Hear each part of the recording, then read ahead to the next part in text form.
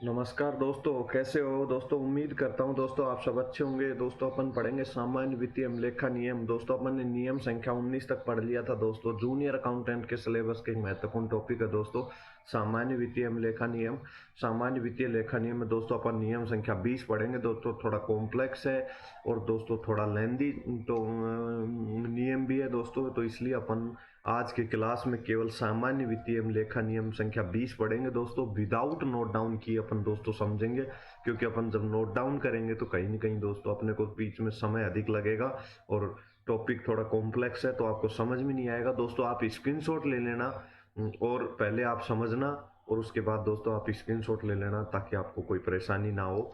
और दोस्तों पहले समझें दोस्तों, नोट करने के चक्कर में ना रहें दोस्तों। पहले समझना है, थोड़ा बड़ा नियम है दोस्तों, थोड़ा कॉम्प्लेक्स है। तो दोस्तों मैं आपको धीरे धीरे एक एक पॉइंट समझाने की कोशिश करूंगा दोस्तों। नियम संख्या 20 दोस्तों, नियम संख्या 20 अपन पढ़ेंगे हानियों की रिपोर्ट के संबंध में है दोस्तों। ये किसके संबंध में है? हानियों के रिपोर्ट के संबंध में है। तो दोस्तों सरकार के किसी भी धन की कोई हानि होती है, कपटपूर्वक किसी दूर राशि आहरित कर ली जाती है, उसकी सूचना संबंधित अधिकारी वरिष्ठ अधिकारी को दी जाएगी। दोस्तों पॉइंट नंबर 1 क्या कहता है कि सरकार की कोई भी हानि हो गई, मान लो किसी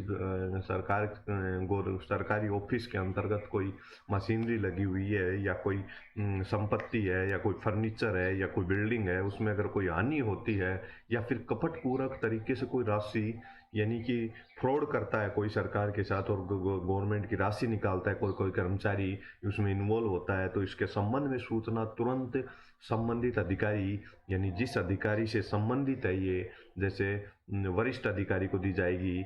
जैसे मान लो मैं एक जूनियर अकाउंटेंट के पद पर कार्यरत हूँ और दोस्तों मुझे किसी हानि के बारे में, किसी फ्रॉड के बारे में पता लगता है तो मैं अपने जस्ट वरिष्ठ अधिकारी को इसकी सूचना दूंगा। तो दोस्तों मेरे से जस्ट वरिष्ठ अधिकारी कौन होगा? अकाउंटेंट होगा दोस्तों। जूनियर अकाउंटेंट से वरिष्ठ अधिकारी कौन होगा? अकाउंटेंट होगा।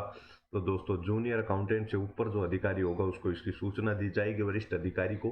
तो सरकार हानियों के संबंध में पहला नियम अपन याद कर लेंगे दोस्तों। सरकार के किसी भी धन की अगर कोई हानि होती है, कोई गलती से आहरण करता है, तो दोस्तों उसकी सूचना अपने से वरिष्ठ अधिकारी को दी जाएगी। दोस्तों एक पॉइंट आपको याद समझ में आ गया होगा दोस्तों। अब आगे अपन करते हैं दोस्तों परिशिष्ट 3 में क्या दे रखा है दोस्तों, इस संबंध में पढ़ेंगे।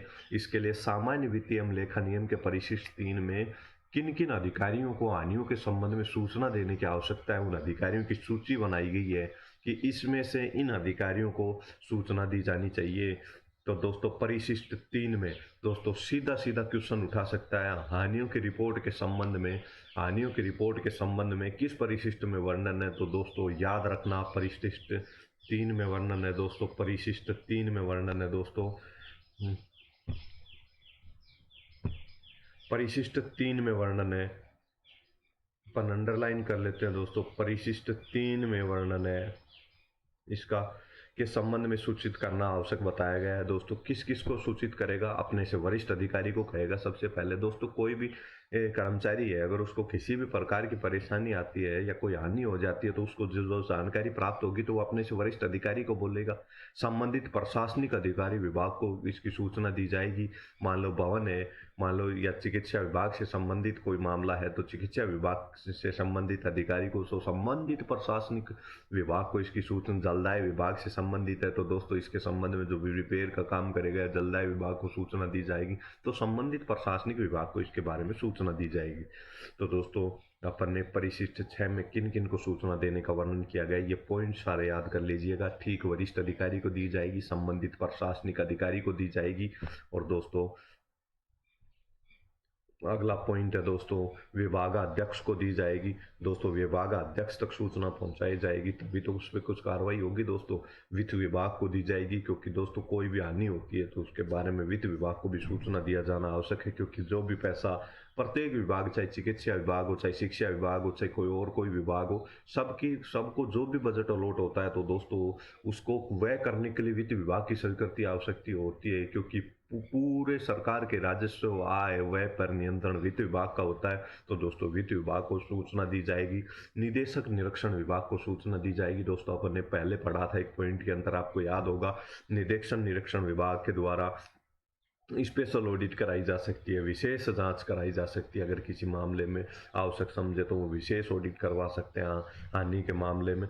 तो दोस्तों निदेशन निरीक्षण विभाग को सूचना दी जाएगी, महालेखाकार को सूचना दी जाएगी दोस्तों, क्योंकि लेखा जोखा रखने का, सरकार का लेखा जोखा पर नियंत्रण रखने का दायित्व तो महालेखाकार का होता है। तो इसकी सूचना महालेखाकार को भी दी जाना आवश्यक है, विभाग के वरिष्ठतम लेखा अधिकारी को दोस्तों, अकाउंटिंग ताकि वो हानि के संबंध में अकाउंटिंग एंट्री कर ले, इसलिए विभाग के वरिष्ठतम लेखा अधिकारी को और जिला पुलिस अधीक्षक को, जिला पुलिस अधीक्षक को केवल गबन के मामले में, यानी कि फ्रॉड के मामले में, किसी ने पैसा निकाल लिया है, गलत तरीके से चोरी कर ली है, तो उसके संबंध में पुलिस अधिकारी को अधीक्षक को भी सूचना दी जाएगी, क्योंकि पुलिस अधीक्षक ही तो उस पर कार्रवाई करेगा, उसको गिरफ्तार करेंगे या उस पर मामला चलेगा या जांच की जाएगी कि कैसे क्या किया है, कितना गबन किया है। तो जिला पुलिस अधिकारी को केवल गबन के मामले में दोस्तों 8 लोगों को सूचना देना आवश्यक है। दोस्तों अपने पढ़ा था, पहला वरिष्ठतम अधिकारी को अपने से, दूसरा संबंधित विभाग को, प्रशासनिक विभाग को, तीसरा विभाग अध्यक्ष को, चौथा वित्त विभाग को, पांचवा निदेशक निरीक्षण विभाग को, छठा महालेखाकार को, सातवां विभाग के वरिष्ठतम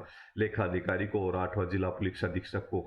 दोषी के व्यक्ति के द्वारा चाहे राशि, अगर मान लो कोई व्यक्ति है और जिसने गमन कर लिया है और वो राशि वापस जमा भी करा देगा, तो भी दोस्तों उसके सूचना ऊपर तक दी जाएगी, ताकि वो भविष्य में ऐसा नहीं करे और उसके खिलाफ कार्रवाई हो।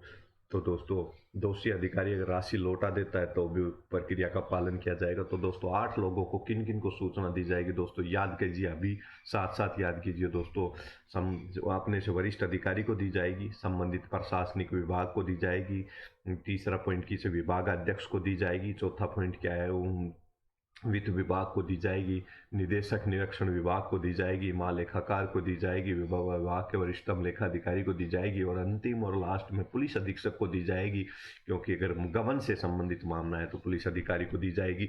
दोस्तों अपन ने नियम संख्या 20 का ये पॉइंट पढ़े, परिशिष्ट 3 के अंतर्गत गबन या कपट या हानि के मामले में सूचना देने के संबंध में परिशिष्ट 3 है दोस्तों, याद रखना। आपसे सीधा सीधा क्वेश्चन उठा सकता है कि हानियों की रिपोर्ट के संबंध में कौन सा नियम है, तो नियम संख्या 20 है दोस्तों, याद रखना। और अगर परिशिष्ट पूछे कि कौन से परिशिष्ट के अंतर्गत हानियों के बारे में सूचना देने के लिए वर्णन किया गया, अधिकारियों की सूची दी गई है जिनको सूचना दी जाएगी, तो दोस्तों परिशिष्ट 3 है, याद रखना दोस्तों। अभी अपन ने देखा था परिशिष्ट 2, इससे पहले अपन ने देखा था परिशिष्ट 2 किससे संबंधित है दोस्तों, परिशिष्ट संपत्तियों की निविदा के संबंध में परिशिष्ट 2 के अंतर्गत वर्णन था दोस्तों, अपन ने पहले पढ़ा था। परिशिष्ट 3 के बारे में अभी देखा अपन ने।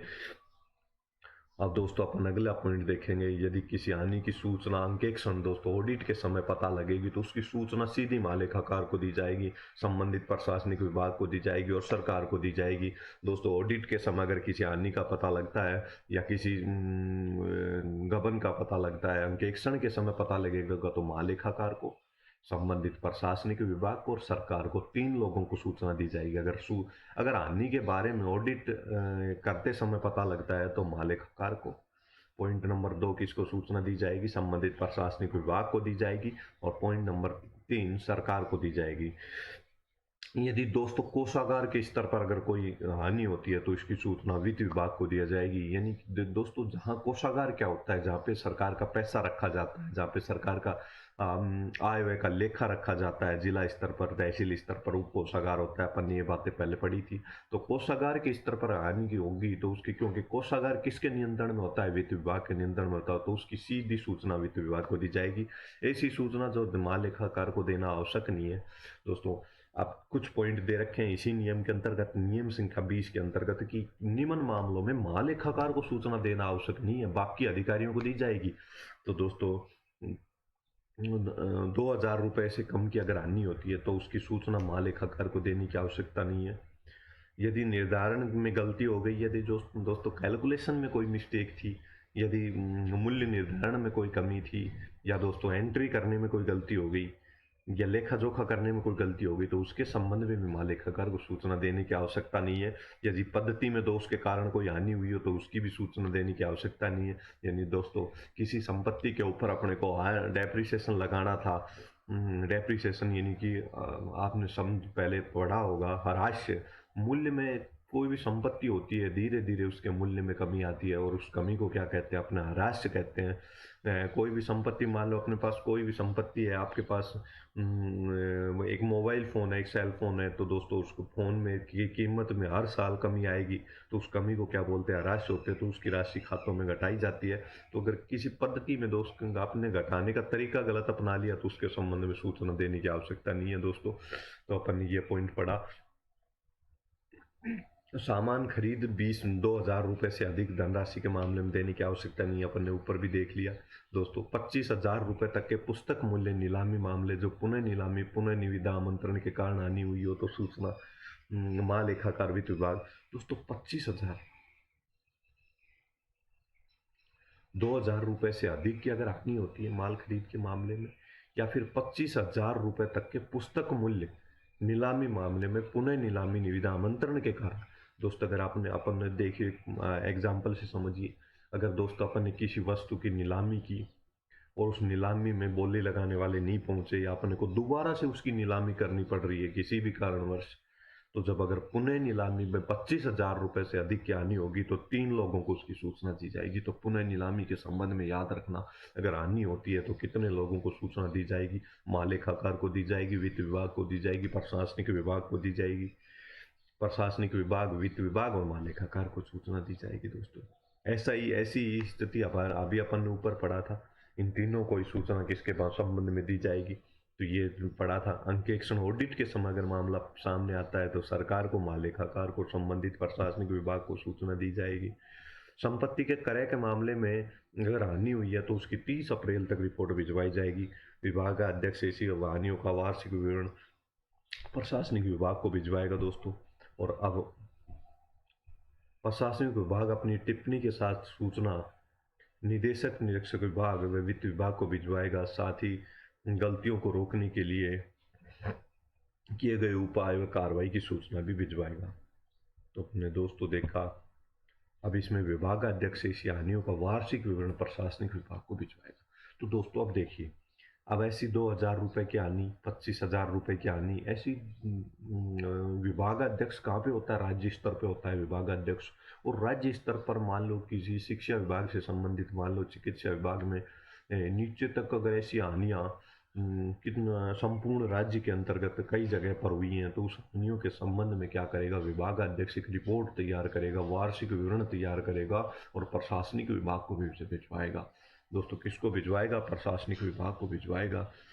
और अब दोस्तों अंतिम, प्रशासनिक विभाग अपनी टिप्पणी करेगा उसके, और सूचना निदेशक, निरीक्षण विभाग को करवाएगा। क्योंकि दोस्तों स्पेशल ऑडिट कौन करता है, निदेशक निरीक्षण विभाग करेगा, और वित्त विभाग को इसकी सूचना भिजवाएगा। गलतियों को रोकने उपाय व कार्रवाई की सूचना भी भिजवाएगा। तो दोस्तों अगर आपको समझ में आ गया तो बहुत अच्छी बात है, और अगर आपको समझ में नहीं आया तो अपन एक बार वापस से शॉर्ट में समझते हुए चलेंगे, ताकि आपको याद करने में आसानी रहे दोस्तों, ताकि आपको याद करने में आसानी रहे। दोस्तों सबसे पहले तो ये पॉइंट याद कर लो, नियम संख्या 20 किसके संबंध में, हानियों की रिपोर्ट के संबंध में, याद हो गया होगा। सरकार के किसी भी धन की अगर कोई हानि होती है तो उसके संबंध में सूचना दी जाएगी। किसको दी जाएगी, प्रशासनिक विभाग को दी जाएगी, अपने से वरिष्ठ अधिकारी को दी जाएगी दोस्तों तुरंत। ये तो तुरंत सूचना के संबंध में है। इसके अलावा किस किस को सूचना भिजवाई जाएगी वो भी नीचे दिया गया है। सामान्य वित्तीय लेखा नियमों के अंतर्गत परिशिष्ट 3 जोड़ा गया है। परिशिष्ट 3 किसके संबंध में है, कोई भी हानि होती है उसकी सूचना किन किन लोगों को भिजवाई जाएगी उसके संबंध में है। ठीक, वरिष्ठ अधिकारी, संबंधित प्रशासनिक विभाग, और किसको, ठीक, वरिष्ठ अधिकारी को भिजवाई जाएगी दोस्तों, संबंधित प्रशासनिक विभाग को भिजवाई जाएगी दोस्तों। और तीसरा, विभागाध्यक्ष को भिजवाई जाएगी, वित्त विभाग को भिजवाई जाएगी, निदेशक निरीक्षण विभाग को, महालेखाकार को भिजवाई जाएगी, वरिष्ठतम लेखा अधिकारी को और पुलिस अधीक्षक को। वो दोस्तों 8 पॉइंट हो गए दोस्तों। अब अपन ने देखा, ये याद हो जाएंगे आपको। अगर दोस्तों हानि 2,000 रुपये से अधिक है और पुनः नीलामी से संबंधित है तो किस किस को सूचना भी भिजवाई जाएगी, निदेशक निरीक्षण विभाग को, नहीं सॉरी, महालेखाकार को, संबंधित प्रशासनिक विभाग को, और किसको, तीसरा किसको, वित्त विभाग को भिजवाई जाएगी। यदि हानि ऑडिट के समय पता लगे तो महालेखाकार को भिजवाई जाएगी, प्रशासनिक विभाग को और सरकार को भिजवाई जाएगी दोस्तों। ₹2000 से कम की हानि की सूचना महालेखाकार को किन किन की सूचना भिजवाना आवश्यक नहीं है। ₹2000 से कम की हानि निर्धारण में गलती हो गई हो, राशि की पद्धति में गलती हो गई तो भिजवाने की आवश्यकता नहीं है दोस्तों।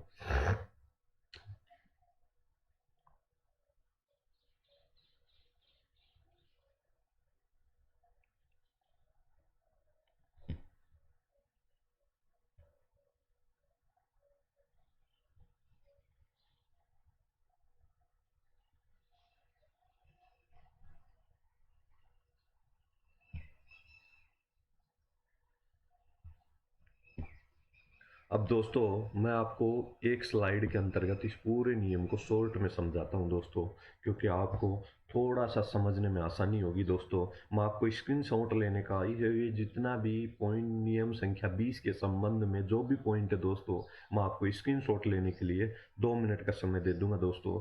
तो आप इस बात का बिल्कुल भी ना सोचें कि,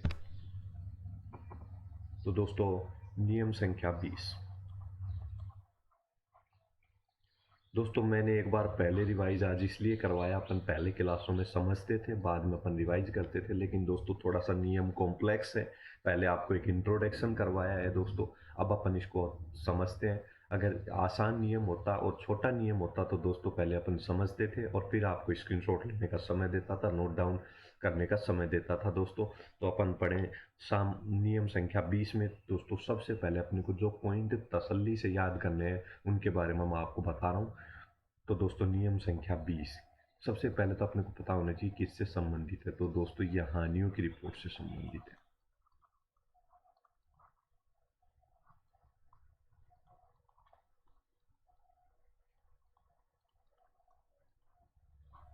किससे संबंधित है दोस्तों? हानियों की रिपोर्ट से संबंधित है।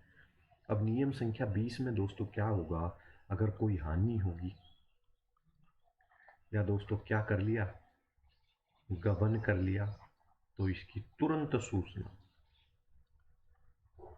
सूचना किसको दी जाएगी दोस्तों? अगर अकाउंटेंट को पता लगता है कि हानियां हुई हैं तो उनकी हानियों की सूचना वो किसको देगा? अपने से वरिष्ठ अधिकारी को देगा। तो जूनियर अकाउंटेंट अकाउंटेंट को देगा, अकाउंटेंट सीनियर अकाउंटेंट को देगा, एओ को देगा। तो दोस्तों हानि व गबन की तुरंत सूचना किसको दी जाएगी? हानि गबन की वरिष्ठ अधिकारी को, अपने से वरिष्ठ अधिकारी को।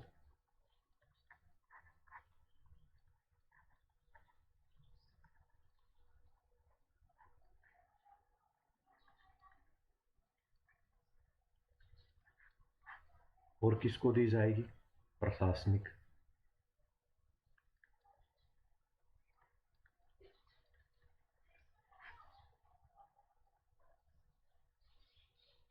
ताकि प्रशासनिक विभाग को सूचना क्यों दी जाती है दोस्तों? जिस हानि हुई है, जो भी हानि हुई है, उसकी पूर्ति कौन करेगा दोस्तों? प्रशासनिक विभाग करेगा। इसलिए प्रशासनिक विभाग को, तो दोस्तों अभी आपको याद हो गया होगा नियम संख्या 20 हानियों की रिपोर्ट के संबंध में है।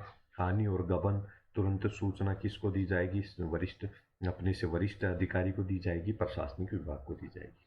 अब खुले माइंड से आपको एक पॉइंट तसल्ली से समझ में आ गया होगा। अब दोस्तों पॉइंट नंबर 2 क्या कहता है देखना। पॉइंट नंबर 2 कहता है कि दोस्तों हानियों के संबंध में सूचना किन को दी जाएगी, उनकी सूची दे रखी है। किसमें? परिशिष्ट 3 में।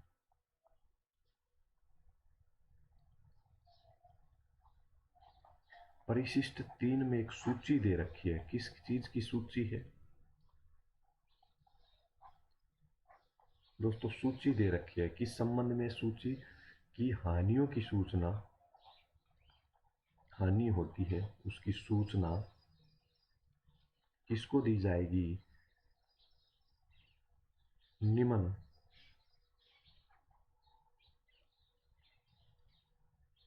व्यक्तियों को दी जाएगी।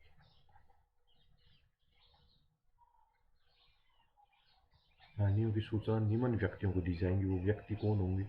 तो सबसे पहले परिशिष्ट 3 में एक सूची दे रखी है कि भाई यहाँ यहाँ सूचनाएं पहुंचाई जाएंगी। तो कुछ मामलों में सूचना तुरंत पहुंचाई जाएगी, तो तुरंत तो अपने से वरिष्ठ अधिकारी और प्रशासनिक विभाग को, और बाद में रिपोर्ट तैयार करके किन किन के पास भेजी जाएगी उस संबंध में परिशिष्ट 3 में सूची दी गई है। 8 पॉइंट दिए गए। सबसे पहले तो अपन किसको करेंगे? अपन ने अभी पढ़ा था अपने से वरिष्ठ अधिकारी को।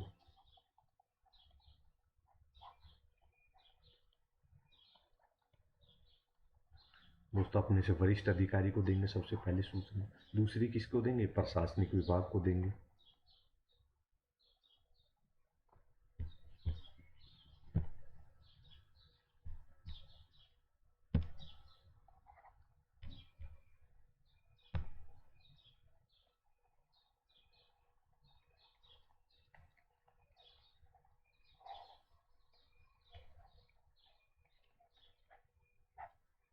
दूसरा किसको सूचना देंगे? हानि के संबंध में प्रशासनिक विभाग को देंगे दोस्तों। और तीसरी सूचना किसको देंगे? तीसरी सूचना दोस्तों सरकार के पास जो सूचना जाती है वो प्रशासनिक विभाग के माध्यम से जाती है दोस्तों। मान लो किसी विद्यालय के अंतर्गत चोरी हो गई तो उसकी सूचना दोस्तों एसडीएम को दी जाएगी। एसडीएम पर किसका हिस्सा है? प्रशासनिक विभाग का हिस्सा है और वो ऊपर तक जाएगी सूचना। तो कोई भी हानि से संबंधित प्रशासनिक विभाग क्या होता है? सरकार का हिस्सा होता है और मुख्य सचिव तक इसकी सूचना जाती है और मुख्य सचिव के द्वारा मुख्यमंत्री तक इसकी सूचना जाती है। तो इसलिए प्रशासनिक विभाग को इसकी सूचना दी जाती है।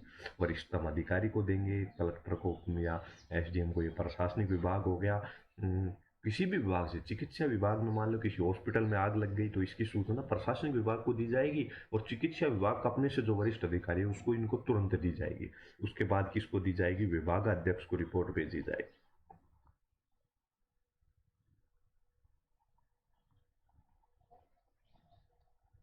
विभागाध्यक्ष को दी जाएगी। चौथी सूचना किसको दी जाएगी? वित्त विभाग को दी जाएगी, क्योंकि दोस्तों पैसा तो अलॉट वित्त विभाग ही करता है। और विभाग अध्यक्ष को सूचना दी जाएगी ताकि आगे वो सूचना प्राप्त करके आगे पुनः व्यवस्थाओं को सुचारू रूप से संचालन करने का प्रयास करेगा। वित्त विभाग हो गया दोस्तों।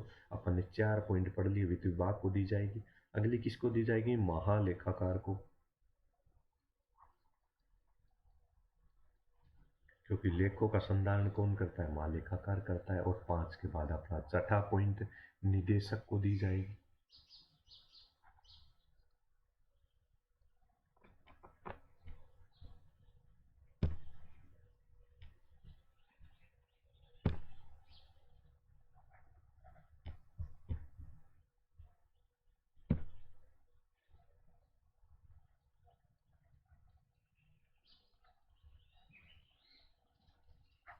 निदेशक किस विभाग का निदेशक? निरीक्षण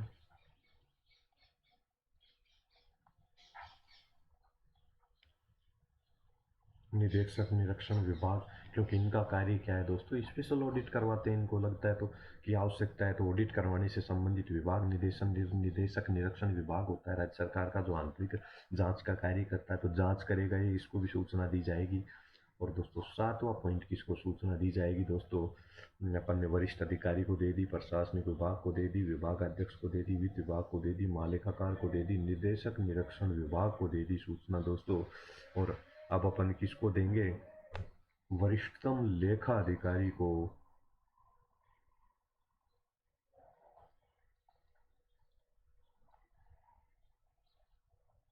वरिष्ठतम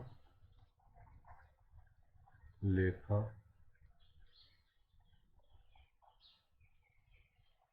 वरिष्ठतम लेखाधिकारी को देंगे। और दोस्तों अपन ने 7 पॉइंट पढ़ लिए और 8वां और अंतिम पॉइंट दोस्तों यहाँ पे जगह नहीं है, अपन इधर देखते हैं। 8वां पॉइंट क्या है दोस्तों? 8वां पॉइंट अंतिम में किसको देंगे? यदि दोस्तों हानि ना होकर, अगर हानि हुई है, नुकसान हो गया, कोई आग लग गई, तो दोस्तों पुलिस निदेशक इसमें क्या करेगा? लेकिन गबन हुआ है दोस्तों, गबन हुआ है, चोरी हुई है, तो चोरी के मामले में कार्रवाई करने के लिए किसको सूचना देंगे? पुलिस महानिदेशक को।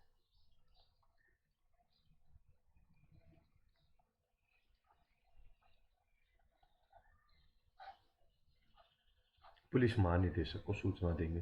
तो अपन दोस्तों नियम संख्या 20 के 2 पॉइंट देखे दोस्तों। अब मैं आपसे उम्मीद करता हूँ कि समझ में आ गया होगा दोस्तों। उम्मीद करता हूँ। यदि दोस्तों कोई व्यक्ति, अपन एक नोट और लिखा है, यदि कोई गबन कर लेता है, कोई व्यक्ति चोरी कर लेता है और वो पैसे वापस दे देता है, तो भी ये प्रक्रिया पूरी अपनानी होगी दोस्तों। अपन एक नोट भी लिखा हुआ था ही।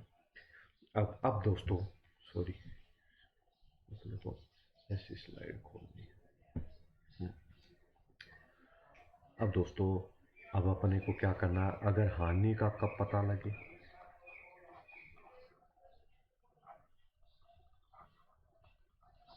ऑडिट के समय पता लगे हानि का। दोस्तों हानि का कब पता लगे? यदि हानि का दोस्तों अंकेक्षण के समय पता लगे, ऑडिट के समय पता लगे, तो अपन क्या करेंगे दोस्तों?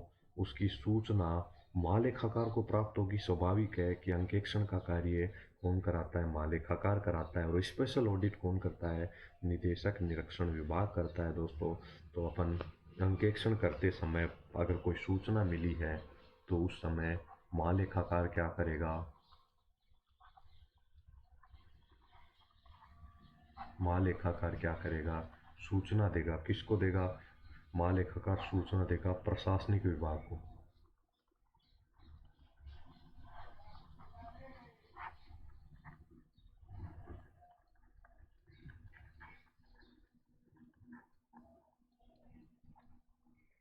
दोस्तों संबंधित प्रशासनिक विभाग को सूचना देगा।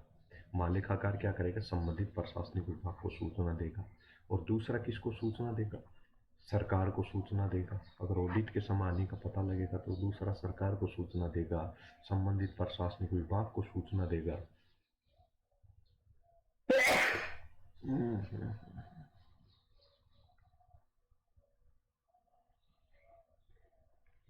इनको सूचना कौन देगा दोस्तों? लेखाकार देगा।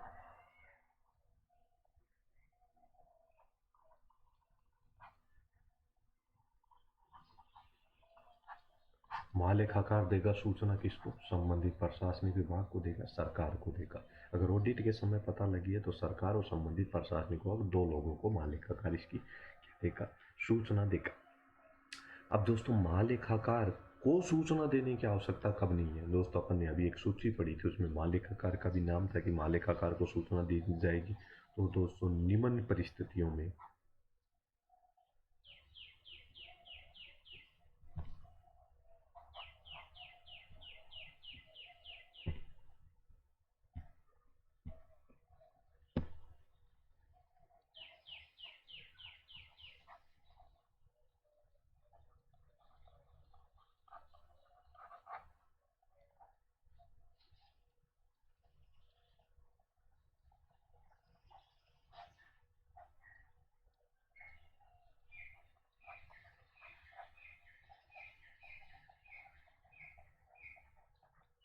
महालेखाकार को सूचना की आवश्यकता क्या नहीं है?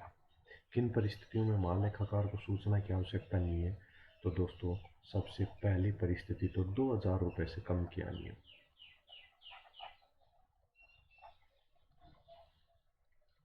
अगर 2,000 रुपये से कम की दोस्तों इतनी कम राशि की आनी है कि महालेखाकार के पास बहुत अधिक कार्य होता है, तो दोस्तों एक सिद्धांत होता है कि जो कम उपयोगी मदें हैं उनको अपन उन पर ध्यान कम दिया जाता है। उस सिद्धांत के आधार पर जो अकाउंटिंग का अपन ने एक सिद्धांत पढ़ते थे, सारता का सिद्धांत, सारता के सिद्धांत के आधार पर छोटी मोटी मुद्दों के संबंध में उच्च स्तर पर इसमें सूचना नहीं दी जाती।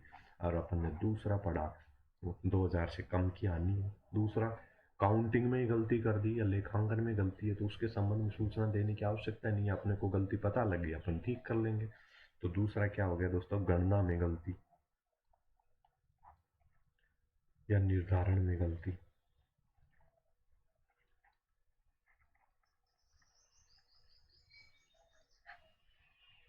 और तीसरा पद्धति में गलती।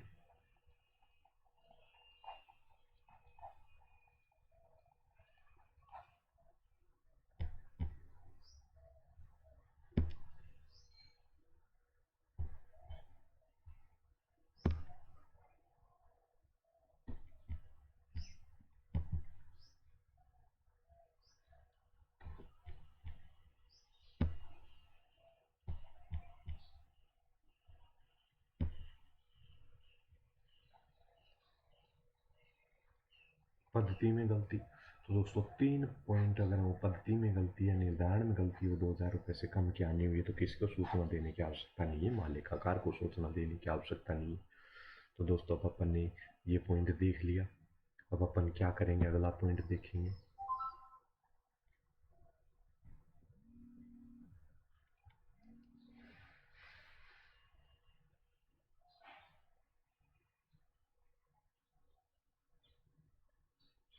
दोस्तों अपना अगला पॉइंट देखेंगे।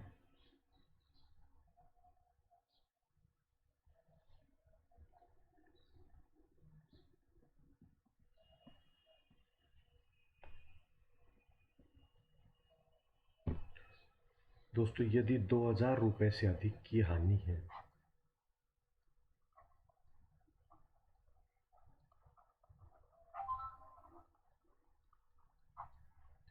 2000 रुपए से अधिक हानि है या 25,000 रुपए से अधिक अधिक हानि हुई है, किस कारण से हुई है? 25,000 रुपए से अधिक हानि नीलामी, पुनः नीलामी के कारण हुई है। दोस्तों किस कारण से हानि हुई है? पुनः नीलामी के कारण।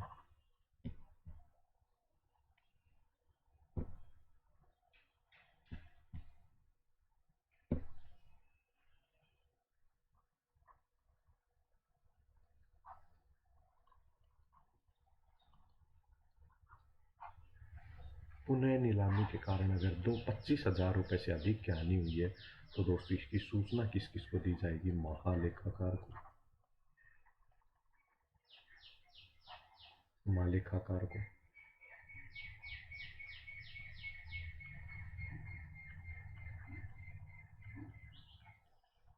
दूसरा प्रशासनिक विभाग को, और तीसरी किसको दी जाएगी? इसकी सूचना महालेखाकार को दी जाएगी, प्रशासनिक विभाग को दी जाएगी और वित्त विभाग को दी जाएगी। अब अपन ने अगला पॉइंट क्या देखा? अगर 2000 रुपए से अधिक यानी महालेखाकार, प्रशासनिक विभाग और वित्त विभाग, इन तीनों को तुरंत सूचना दी जाएगी। अब अपन ने दोस्तों ये पॉइंट देख लिया।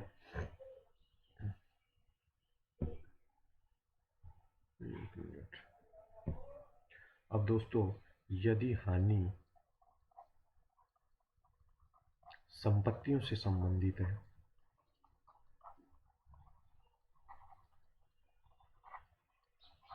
तो अपन क्या करेंगे? यदि हानि संपत्ति से संबंधित है तो उसकी 30 अप्रैल तक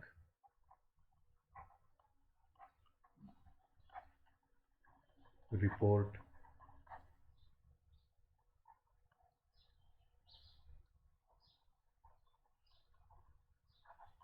भिजवाएंगे। कब तक रिपोर्ट भिजवाएंगे? 30 अप्रैल तक रिपोर्ट भिजवाएंगे। यानी हानि किससे संबंधित है? संपत्तियों से संबंधित अगर हानि है तो उसकी रिपोर्ट कब तक भिजवाएंगे? 30 अप्रैल तक। और दोस्तों अपने शॉर्ट में समझने का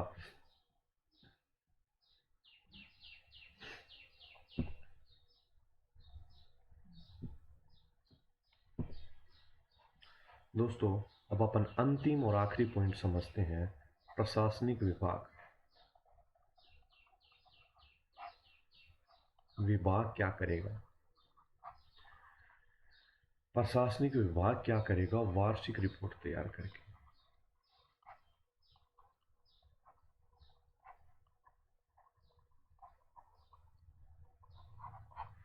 किसको भेजेगा? प्रशासनिक विभाग रिपोर्ट तैयार करके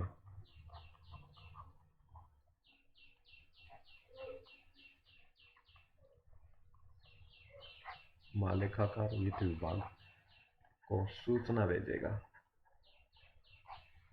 और टिप्पणी करेगा उस पर। उपाय किए गए हैं जो आगे से हानि नहीं हो उनके बारे में, उपायों के बारे में वर्णन करके भेजेगा। अब दोस्तों अपन ने कर्म पढ़ा, कौन किसको सूचना भेजेगा इस संबंध में, नियम संख्या 20 में हानियों के संबंध में।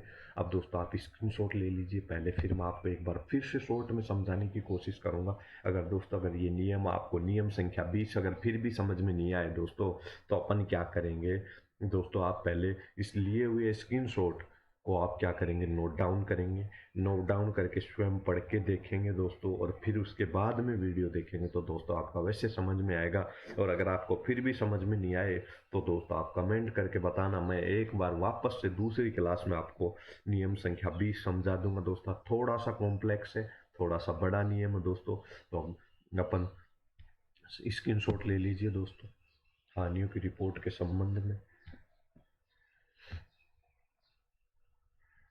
अगले पेज का स्क्रीनशॉट ले लीजिए दोस्तों। इस पेज का भी स्क्रीनशॉट ले लीजिए।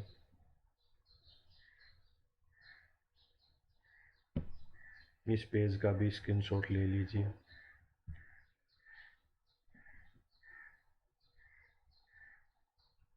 इस पेज का भी स्क्रीनशॉट ले लीजिए।